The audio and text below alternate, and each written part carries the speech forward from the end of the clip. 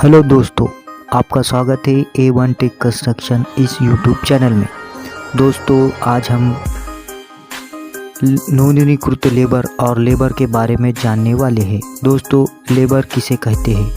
दोस्तों, लेबर कहते हैं जो भी कामगार होता है उसे लेबर कहते हैं। जैसे कि और नोंदणीकृत लेबर किसे कहेंगे? दोस्तों, जिस लेबर ने महाराष्ट्र शासन के महाराष्ट्र बांधकाम कामगार विभाग में नोंदणी की है उसे नोंदणीकृत लेबर कहते हैं।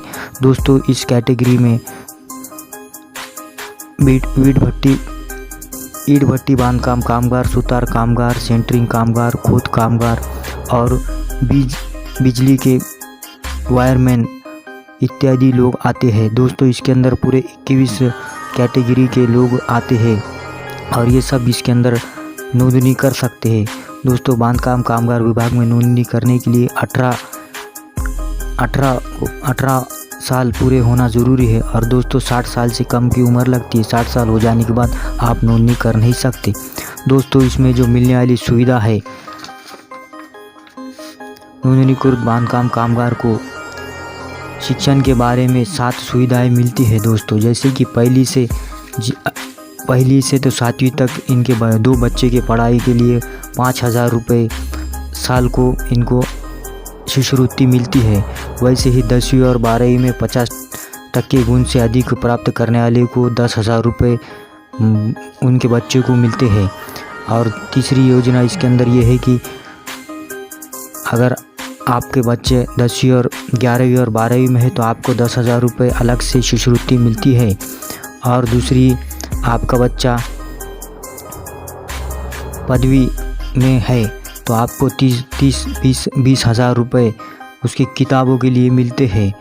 और अगर से आपका बच्चा, अगर आपको इंजीनियर बनाना है या और डॉक्टर बनाना है, इसके लिए 1 लाख रुपए तक के मिलते हैं और 60,000 रुपये उसको किताबों के लिए मिलते हैं।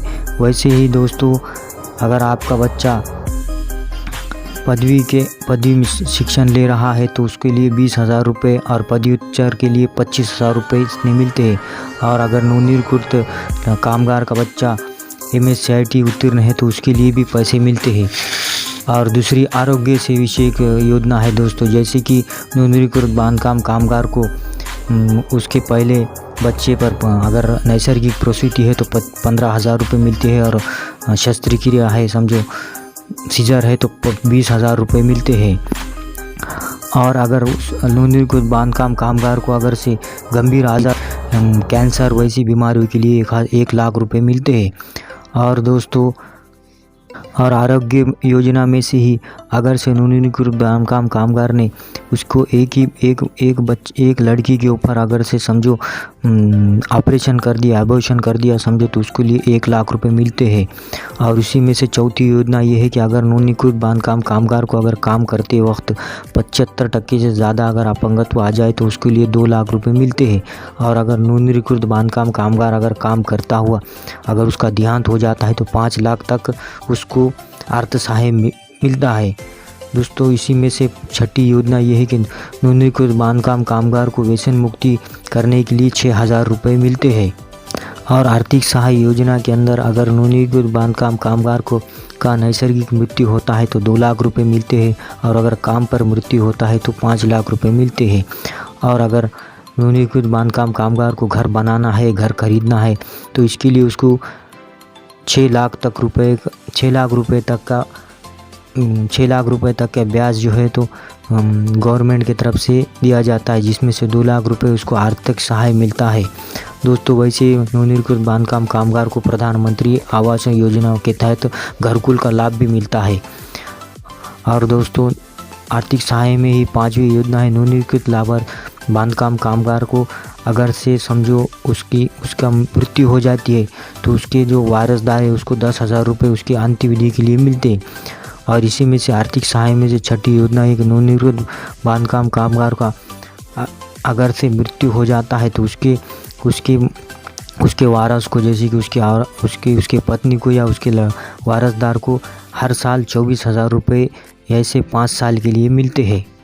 और दोस्तों नोंदणीकृत बांधकाम कामगार को सामाजिक सुरक्षा योजना के तहत पहली योजना ये है कि नवनिर्मित बांधकाम कामगार को उसकी पहली शादी के लिए 30,000 रुपये अर्थसहाय, जो कि अर्थसहाय है, जो भरना नहीं पड़ता, वो मिलता है। और दूसरी योजना बांधकाम कामगार को अगर से समझो उसके साइट पर खाने के लिए मध्याह्न योजना भी चालू की गई है। तीसरी योजना बांधकाम कामगार को उसके बच्चों के विकास के लिए किताबें मिलती है मंडल की तरफ से। चौथी योजना महाराष्ट्र इमारत और बांधकाम कल्याणकारी मंदिर में नवनियुक्त लाभार्थी को उसको औजारे जैसे कि खोरे टिकासा ये खरीदने के लिए 5,000 रुपये अर्थसहायता मिलता है। दूसरा अगर नवनियुक्त बांधकाम कामगार को जीवन ज्योति बीमा योजना लागू होती है। और बहुत से योजना है दोस्तों, जैसे कि अभी लॉकडाउन लगने की वजह से जैसे कि लेबर काम करने वाले परेशान थे, तो इनको गवर्नमेंट ने 5-5 हज़ार रुपये अर्थसहायता दी है। और दोस्तों अब इसके अंदर का जो दूसरा अपना मुद्दा है कि नवनियुक्त बांधकाम कामगार ने अर्ज कैसा करना। दोस्तों पहले ये जो अर्ज़ है तो ऑफलाइन था, लेकिन अभी ऑनलाइन हो गया है। इसके लिए आपको mahaboc.com पर जाकर आपके पूरे लगने वाले कागजात को इसके ऊपर अपलोड करना है। दोस्तों इसके बारे में मैंने एक वीडियो बनाया है।